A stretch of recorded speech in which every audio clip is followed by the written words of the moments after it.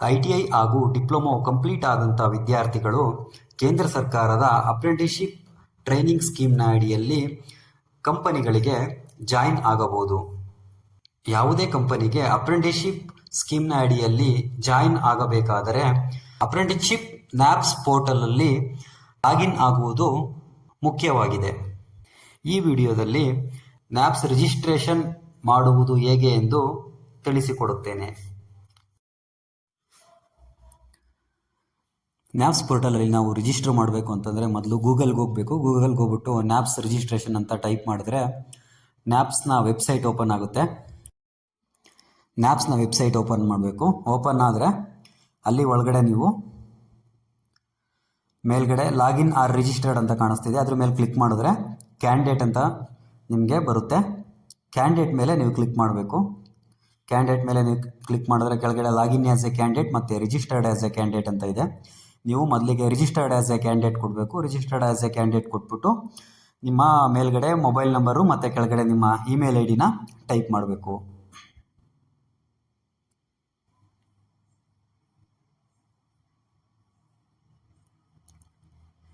ನಮ್ಮ mobile number ಮತ್ತು ಕೆಳಗಡೆ Gmail ID ಎರಡನ್ನು ಟೈಪ್ ಮಾಡಿದ್ದಾದಮೇಲೆ ಕೆಳಗಡೆ ಕಾಣ್ತಾ ಇರೋ ಕ್ಯಾಪೋಚಿನ ಟೈಪ್ ಮಾಡಬೇಕು.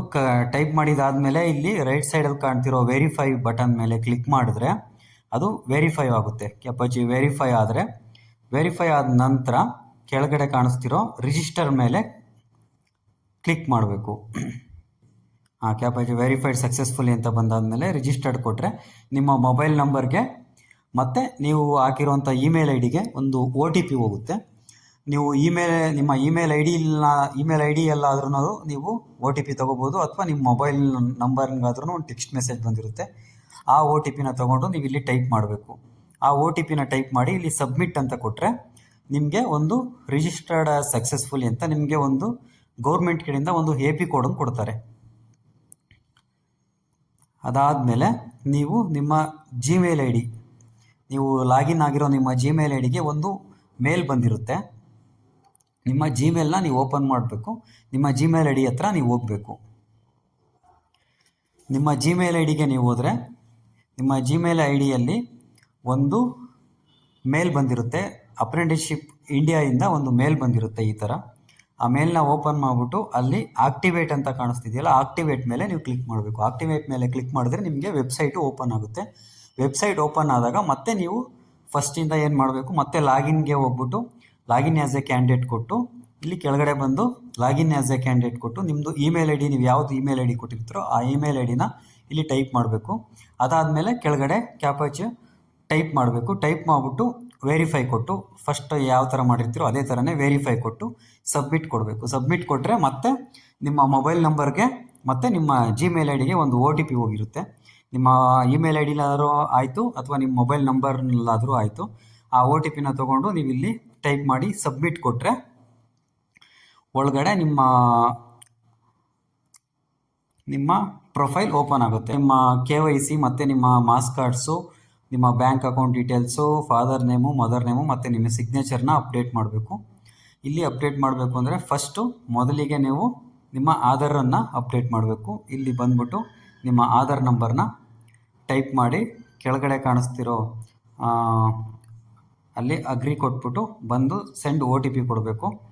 ಸೆಂಡ್ OTP ಕೊಟ್ಟಾಗ ನಿಮ್ಮ ಮೊಬೈಲ್ ನಂಬರ್ಗೆ OTP ಆಗಿರುತ್ತೆ. OTPನ ಇಲ್ಲಿ ಎಂಟರ್ ಮಾಡಿದ್ರೆ ನಿಮ್ಮ ಆಧಾರ್ OTP ಹಾಕ್ಬಿಟ್ಟು ನೀವು ವೆರಿಫೈ ಮಾಡಬೇಕು. ನಿಮ್ಮ OTPಯನ್ನು ಹಾಕಿ ಇಲ್ಲಿ ವೆರಿಫೈ ಮಾಡಿದ್ರೆ ಅಲ್ಲಿ ವೆರಿಫೈ ಆಗುತ್ತೆ. ಅದಾದಮೇಲೆ ನಿಮಗೆ ಈ ಓಪನ್ ಆದಮೇಲೆ ಮೊದಲು ನಿಮ್ಮ ಡಿಸ್ಟಿಕ್ನ ಸೆಲೆಕ್ಟ್ ಮಾಡಬೇಕು. ಸೆಲೆಕ್ಟ್ ಯುವರ್ ಡಿಸ್ಟಿಕ್ ಆದಮೇಲೆ ನೋಡಿ ಯಾವುದು ನಿಮ್ಮ ಡಿಸ್ಟಿಕ್ಕು ಅದನ್ನು ಸೆಲೆಕ್ಟ್ ಮಾಡಬೇಕು. ಆದಮೇಲೆ ಇಲ್ಲಿ ಬರೀ ನೇಮ್ ಮಾತ್ರ ಇರಬೇಕು. ಇಲ್ಲಿ ಪೇರೆಂಟ್ಸ್ ನೇಮಲ್ಲಿ ನೇಮ್ ಮಾತ್ರ ಇರಬೇಕು. ಅದಾದಮೇಲೆ ಕೆಳಗಡೆ ಬಂದು ರಿಲೇಷನ್ಶಿಪ್ಪಲ್ಲಿ ಫಾದರ್ನ ಕೊಟ್ಬಿಟ್ಟು ಫೋಟೋ, ನಿಮ್ಮ ಆಧಾರ್ ಫೋಟೋ ಏನಿರುತ್ತೋ ಅದೇ ಬಂದಿರುತ್ತೆ, ಅದನ್ನು ಸೆಲೆಕ್ಟ್ ಮಾಡಿ ಕೆಳಗಡೆ ಗೋ ಕೊಟ್ಟರೆ ನಿಮ್ಮ ಆಧಾರ್ KYC ಆಗುತ್ತೆ.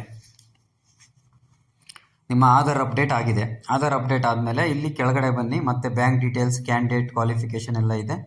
ಕ್ಯಾಂಡಿಡೇಟ್ ಕ್ವಾಲಿಫಿಕೇಷನ್ ಕೊಟ್ಟು ಅಲ್ಲಿ ನಿಮ್ಮ ಕ್ವಾಲಿಫಿಕೇಷನ್ ಟೈಪ್ ಇರುತ್ತೆ, ಎಜುಕೇಷ್ನಲ್ ಕ್ವಾಲಿಫಿಕೇಷನ್ ಕೊಡಿ. ಅದಾದಮೇಲೆ ಅದ್ರ ಕೆಳಗಡೆ ನಿಮ್ಮ ಎಜುಕೇಷನ್ ಏನಾಗಿದೆ ಅಂತ ITI ಅಂತ ಕೊಡಿ. ಇದಾದಮೇಲೆ NCVT SCVT ಇರುತ್ತೆ, NCVT ಕೊಡಿ. ಮತ್ತು ನಿಮ್ಮ ಇನ್ಸ್ಟಿಟ್ಯೂಟ್ ಅಂದರೆ ನಿಮ್ಮ ಕಾಲೇಜ್ ನೇಮು ನಿಮ್ಮ ಕಾಲೇಜ್ ನೇಮ್ ಇದೆಯೋ ನೇಮ್ ಏನಿದೆಯೋ ಅದನ್ನು ಟೈಪ್ ಮಾಡಿ. ಅದಾದಮೇಲೆ ನಿಮ್ಮ ಅಗ್ರಿಗೇಟ್ ಮಾರ್ಕ್ಸ್ ಎಷ್ಟಿದೆ ಅದನ್ನ ಹಾಕಿ. ಟೋಟಲ್ ಮಾರ್ಕ್ಸ್ ಎಷ್ಟಿದೆ ಅದಕ್ಕೆ ಅಗ್ರಿಗೇಟ್ ಮಾರ್ಕ್ಸ್ ನೀವು ಏನು ತೆಗೆದಿದ್ದೀರಾ ಮತ್ತು ನಿಮ್ಮ ಪರ್ಸೆಂಟೇಜ್ ಎಷ್ಟಿದೆ ಅದನ್ನ ಮೂರನ್ನು ಟೈಪ್ ಮಾಡಿ. ಪರ್ಸೆಂಟೇಜ್ ಎಲ್ಲ ಹಾಕಿದ್ಮೇಲೆ ಇಲ್ಲಿ ನಿಮ್ಮ ಕಾಲೇಜ್ ಅಡ್ಮಿಷನ್ ಆಗಿದ್ದ ಡೇಟ್ ಅದು ಮೊದಲನೇ ಕಾಲಮಲ್ಲಿ ನೀವು ಕಾಲೇಜ್ಗೆ ಅಡ್ಮಿಷನ್ ಆಗಿರೋ ವರ್ಷ ಮತ್ತು ತಿಂಗಳನ್ನ ಟೈಪ್ ಮಾಡಿ. ಮತ್ತು ಕೆಳಗಡೆ ಎರಡನೇ ಕಾಲಮಲ್ಲಿ ನಿಮ್ಮ ಕಾಲೇಜ್ ಕಂಪ್ಲೀಟ್ ಆಗಿರೋಂಥ ದಿನಾಂಕ, ನೀವು ITI ಅಡ್ಮಿಷನ್ ಆಗಿದ್ದು ಮತ್ತು ITI ಮುಗಿದಿರೋ ದಿನಾಂಕ. ಅದಾದಮೇಲೆ ಇಲ್ಲಿ ಮಾರ್ಕ್ಸ್ ಕಾರ್ಡ್ಸ್, ನಿಮ್ಮ ಫೈನಲ್ ಇಯರ್ ಮಾರ್ಕ್ಸ್ ಕಾರ್ಡು ಅಥವಾ ನಿಮ್ದು ಯಾವುದು ಕಾನ್ವೆಕೇಷನ್ ಕೊಟ್ಟಿರ್ತಾರೋ ಆ ಒಂದು ಮಾರ್ಕ್ಸ್ ಕಾರ್ಡನ್ನ ಇಲ್ಲಿ ಅಪ್ಲೋಡ್ ಮಾಡಬೇಕಾಗುತ್ತೆ. ಅಲ್ಲಿ ಚೂಸ್ ಫೈಲಲ್ಲಿ ಹೋಗ್ಬಿಟ್ಟು ನಿಮ್ಮ ಮಾರ್ಕ್ಸ್ ಕಾರ್ಡ್ ಏನಿದೆ ಅದನ್ನ ಅಲ್ಲಿ ಅಪ್ಡೇಟ್ ಮಾಡಿಬಿಟ್ಟು ಇಲ್ಲಿ ಕೆಳಗಡೆ ಅಪ್ಡೇಟ್ ಅಂತ ಕಾಣಿಸ್ತಿದೆ ಅಲ್ಲಿ ಕ್ಲಿಕ್ ಮಾಡಬೇಕು. ಅಲ್ಲಿ ಚೂಸ್ ಫೈಲಲ್ಲಿ ಹೋಗ್ಬಿಟ್ಟು ನಿಮ್ಮ ಡಾಕ್ಯುಮೆಂಟ್ಸ್ನ ಅಪ್ಲೋಡ್ ಮಾಡಬೇಕು. ಅಪ್ಲೋಡ್ ಆಗ್ತಿದ್ದಂಗೆ ನೆಕ್ಸ್ಟು ಅಪ್ಡೇಟ್ ಕೊಟ್ಟರೆ ಅಲ್ಲಿಗೆ ನಿಮ್ಮ ಎಜುಕೇಷ್ನಲ್ ಕ್ವಾಲಿಫಿಕೇಷನ್ ಡಾಕ್ಯುಮೆಂಟ್ಸ್ನೆಲ್ಲ ಅಪ್ಲೋಡ್ ಮಾಡಿದ್ದಾಗುತ್ತೆ.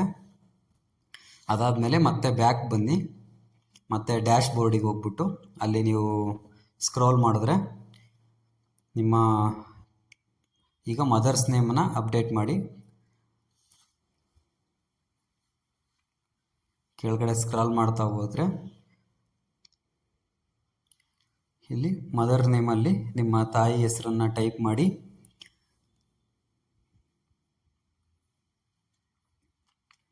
ತಾಯಿ ಹೆಸರನ್ನ ಟೈಪ್ ಮಾಡಾದಮೇಲೆ ಅದಕ್ಕೆ ನೀವು ಒಂದು ಪ್ರೂಫ್ ಏನಾದ್ರು ಕೊಡಬೇಕಾಗುತ್ತೆ. ಪಾನ್ ಕಾರ್ಡ್ ಇದ್ದರೆ ಪಾನ್ ಕಾರ್ಡ್ ಕೊಡಿ, ಇಲ್ಲ ಅಂತಂದರೆ ಪಾನ್ ಕಾರ್ಡ್ ಇಲ್ಲ ಅಂತಂದವರು 10th ಮಾರ್ಕ್ಸ್ ಕಾರ್ಡನ್ನ ಕೊಡ್ಬೋದು. ಅಲ್ಲಿ ಅದರ್ಸ್ ಅಂತ ಆಪ್ಷನ್ನಲ್ಲಿ ನೀವು ಕ್ಲಿಕ್ ಮಾಡಿಬಿಟ್ಟು 10th ಮಾರ್ಕ್ಸ್ ಕಾರ್ಡ್ ಅಂತ ಟೈಪ್ ಮಾಡಿ ನಿಮ್ಮ 10th ಮಾರ್ಕ್ಸ್ ಕಾರ್ಡನ್ನು ಕೂಡ ಅಪ್ಡೇಟ್ ಮಾಡ್ಬೋದು. ಇಲ್ಲ ನಿಮ್ಮ ಹತ್ರ ಪಾನ್ ಕಾರ್ಡ್ ಇದೆ ಅಂತ ಇದ್ದರೆ ನಿಮ್ಮ ಪಾನ್ ಕಾರ್ಡ್ ಅಂತ ಸೆಲೆಕ್ಟ್ ಮಾಡಿಬಿಟ್ಟು ಇಲ್ಲಿ ಪಾನ್ ಕಾರ್ಡ್ ಬಂದುಬಿಟ್ಟು ನಿಮ್ಮ ಪಾನ್ ಕಾರ್ಡ್ ನಂಬರ್ನ ಎಂಟ್ರಿ ಮಾಡಬೇಕು. ಪಾನ್ ಕಾರ್ಡ್ ನಂಬರ್ನ ಟೈಪ್ ಮಾಡಿ ಮೇಲ್ಗಡೆ ಚೂಸ್ ಫೈಲ್ ಅಂತ ಅದ್ರ ಮೇಲೆ ಕ್ಲಿಕ್ ಮಾಡಿ ಪಾನ್ ಕಾರ್ಡನ್ನು ನೀವು ಅಪ್ಡೇಟ್ ಮಾಡಬೇಕಾಗುತ್ತೆ. ಅದಾದಮೇಲೆ ಕೆಳಗಡೆ ಬಂದುಬಿಟ್ಟು ನಿಮ್ಮ ಸ್ಟೇಟ್ ಯಾವುದು, ಕರ್ನಾಟಕ ಇದ್ದರೆ ಕರ್ನಾಟಕ, ಆಂಧ್ರ ಪ್ರದೇಶ ಇದ್ದರೆ ಆಂಧ್ರ ಪ್ರದೇಶನ ಟೈಪ್ ಮಾಡಿ ಅಲ್ಲಿ ಮಾಡಬೇಕು. ಮತ್ತು ನಿಮ್ಮ ಕ್ಯಾಟಗರಿ ಯಾವುದಿದೆ ಕ್ಯಾಟಗರಿನ ಸೆಲೆಕ್ಟ್ ಮಾಡಿ. ಅದಾದಮೇಲೆ ಸಿಟಿನ, ನಿಮ್ಮ ಊರು ಯಾವುದು ನಿಮ್ಮ ಆಧಾರ್ ಕಾರ್ಡಲ್ಲಿ ಏನಿದೆ ಆ ಸಿಟಿನ ನೀವು ಟೈಪ್ ಮಾಡಬೇಕಾಗುತ್ತೆ. ಟೈಪ್ ಮಾಡಿ ನಿಮ್ಮ ಅಡ್ರೆಸ್ನ ಟೈಪ್ ಮಾಡಿ. ಅದಾದಮೇಲೆ ಕೆಳಗಡೆ ಬಂದು ಒಂದು ಸಿಗ್ನೇಚರ್ ಫೋಟೋವನ್ನು ನೀವು ಅಪ್ಲೋಡ್ ಮಾಡಬೇಕಾಗುತ್ತೆ. ಒಂದು ಖಾಲಿ ವೈಟ್ ಪೇಪರ್ ಮೇಲೆ ಒಂದು ಸಿಗ್ನೇಚರ್ ಮಾಡಿಬಿಟ್ಟು ಆ ಸಿಗ್ನೇಚರ್ ಫೋಟೋನ ನೀವು ಫೋಟೋ ತೆಗೆದು ಆ ಫೋಟೋನ ಇಲ್ಲಿ ಅಪ್ಡೇಟ್ ಮಾಡಬೇಕು. ಆ ಸಿಗ್ನೇಚರ್ನ ಒಂದು ಫೋಟೋ ಕ್ಲಿಕ್ ಮಾಡಿ ಆ ಫೋಟೋನ ಅಲ್ಲಿ ಅಪ್ಡೇಟ್ ಮಾಡಿದ್ರೆ ಸಾಕು. ಇಲ್ಲಿ ರೈಟ್ ಮಾರ್ಕ್ ಮೇಲೆ ಕ್ಲಿಕ್ ಮಾಡಿದ್ರೆ ಸಿಗ್ನೇಚರ್ ಅಪ್ಡೇಟ್ ಆಗುತ್ತೆ. ಅದಾದಮೇಲೆ ಅಪ್ಡೇಟ್ ಕೊಟ್ಟರೆ ಅಲ್ಲಿಗೆ ನಿಮ್ಮ ಪ್ರೊಫೈಲು ಕಂಪ್ಲೀಟಾಗಿ ಅಪ್ಡೇಟ್ ಆದಂಗೆ ಆಗುತ್ತೆ. ಇನ್ನು ನಿಮ್ಮ ಒಂದು ಬ್ಯಾಂಕ್ ಡೀಟೇಲ್ಸ್ ಒಂದು ಉಳಿದಿರುತ್ತೆ, ಬ್ಯಾಂಕ್ ಡೀಟೇಲ್ಸ್ ಒಂದು ಅಪ್ಡೇಟ್ ಮಾಡಬೇಕಾಗುತ್ತೆ. ಬಟ್ ಬ್ಯಾಂಕ್ ಡೀಟೇಲ್ಸ್ ಒಂದು ಅಪ್ಡೇಟ್ ಮಾಡಬೇಕಾಗುತ್ತೆ. ಬ್ಯಾಂಕ್ ಡೀಟೇಲ್ಸ್ನ ಅಪ್ಡೇಟ್ ಮಾಡೋದಕ್ಕೆ ಕೆಲವೊಂದೊಂದು ನಿಬಂಧನೆಗಳಿದ್ದಾವೆ. ಏನಪ್ಪ ಅಂತಂದರೆ ನ್ಯಾಪ್ಸ್ ಪೋರ್ಟಲಲ್ಲಿ ನೀವು ಯಾವ ಬ್ಯಾಂಕ್ನ ಅಪ್ಡೇಟ್ ಮಾಡಬೇಕು ಅಂತಂದರೆ ನಿಮ್ಮ ಯಾವ ಬ್ಯಾಂಕು ನಿಮ್ಮ ಆಧಾರ್ ಅಪ್ಡೇಟ್ ಆಗಿದೆ ಆ ಬ್ಯಾಂಕನ್ನು ಮಾತ್ರ ನೀವು ಅಪ್ಡೇಟ್ ಮಾಡಬೇಕಾಗುತ್ತೆ. ನೀವು ಇಲ್ಲಿ ಬ್ಯಾಂಕನ್ನು ಅಪ್ಡೇಟ್ ಮಾಡಬೇಕು ಅಂತಂದರೆ ನಿಮ್ಮ ಆಧಾರ್ ಸೀಡಿಂಗ್ ಆಗಿರೋವಂಥ ಬ್ಯಾಂಕನ್ನು ಮಾತ್ರ ಅಪ್ಡೇಟ್ ಮಾಡಬೇಕು. ಆ ಥರ ನಿಮ್ಮ ಯಾವ ಬ್ಯಾಂಕು ನಿಮಗೆ ಆಧಾರ್ ಸೀಡಿಂಗ್ ಆಗಿದೆ ಅಂತ ನೀವು ತಿಳ್ಕೋಬೇಕು ಅಂತಂದರೆ ನಾನು ಇನ್ನೊಂದು ವಿಡಿಯೋದಲ್ಲಿ ಅದನ್ನು ಹೇಳಿದ್ದೀನಿ. ಆ ವಿಡಿಯೋನ ನೀವು ನೋಡಿದ್ರೆ ನಿಮಗೆ ಯಾವ ಬ್ಯಾಂಕು ನಿಮ್ಮ ಆಧಾರ್ಗೆ ಅಪ್ಡೇಟ್ ಆಗಿದೆ ಅಂತೇಳಿ ನಿಮಗೆ ಡೀಟೇಲ್ಸ್ ಗೊತ್ತಾಗುತ್ತೆ. ನೀವು ಅದನ್ನ ಒಂದು DBT ಕರ್ನಾಟಕ ಅಂತ ಆ್ಯಪ್ ಬರುತ್ತೆ, ಆ್ಯಪಲ್ಲಿ ನೀವು ಅದನ್ನು ನೋಡಬೇಕು. ಆ ಆ್ಯಪ್ನ ಯಾವ ಥರ ಯೂಸ್ ಮಾಡೋದು ಅಂತ ಹೇಳಿ ನಾನು ಇನ್ನೊಂದು ವೀಡಿಯೋದಲ್ಲಿ ಹೇಳಿದ್ದೀನಿ. ಆ ವಿಡಿಯೋ ನೋಡಿಬಿಟ್ಟು ನೀವು ಅಲ್ಲಿ ಯಾವ ಬ್ಯಾಂಕ್ ತೋರಿಸುತ್ತೆ ಆ ಬ್ಯಾಂಕನ್ನು ಮಾತ್ರ ಇಲ್ಲಿ ಅಪ್ಡೇಟ್ ಮಾಡಬೇಕು. ನಿಮ್ಮ ಬ್ಯಾಂಕು ಯಾವ ಬ್ಯಾಂಕು ಸೇವಿಂಗ್ಸ್ ಅಥವಾ ಕರೆಂಟ್ ಅದನ್ನು ಅಪ್ಡೇಟ್ ಮಾಡಬೇಕು, ಮತ್ತು ನಿಮ್ಮ ಬ್ಯಾಂಕಿನ IFSC ಕೋಡು ಮತ್ತು ಅಕೌಂಟ್ ನಂಬರ್ ಎರಡನ್ನು ಯಾವ ಬ್ಯಾಂಕು ನಿಮ್ಮ ಆಧಾರ್ ಸೀಡಿಂಗ್ ಆಗಿದೆಯೋ ಅದೇ ಬ್ಯಾಂಕಿನ ನಂಬರ್ ಮತ್ತು ಅದೇ ಬ್ಯಾಂಕಿನ IFSC ಕೋಡನ್ನು ಎಂಟರ್ ಮಾಡಿ ನೀವು ಇಲ್ಲಿ ಸಬ್ಮಿಟ್ ಕೊಡಬೇಕು. ಇಲ್ಲಿ ಸಬ್ಮಿಟ್ ಕೊಟ್ಟಾದಮೇಲೆ ನಿಮ್ಮ ಅಪ್ರೆಂಟಿಸ್ಶಿಪ್ ನ್ಯಾಪ್ಸ್ ಪೋರ್ಟಲ್ 100% ಕಂಪ್ಲೀಟ್ ಆದಂಗೆ ಆಗುತ್ತೆ. ಆಮೇಲೆ ನೀವು ಒಂದ್ಸರಿ ಕ್ರಾಸ್ ಚೆಕಿಂಗ್ ಮಾಡಬೇಕು ಅಂತಂದರೆ ನೀವು ಡ್ಯಾಶ್ ಬೋರ್ಡಿಗೆ ಬಂದ್ಬಿಟ್ಟು ಇಲ್ಲಿ ಕ್ಯಾಂಡಿಡೇಟ್ ಡ್ಯಾಶ್ ಬೋರ್ಡಲ್ಲಿ ಇರುತ್ತೆ 100% ಕಂಪ್ಲೀಟ್ ಆಗಿದೆ ಅಂದರೆ ನೀವು ನ್ಯಾಪ್ಸ್ ರಿಜಿಸ್ಟ್ರೇಷನ್ 100% ಮಾಡಿದ್ದೀರಿ ಅಂತ ಅರ್ಥ.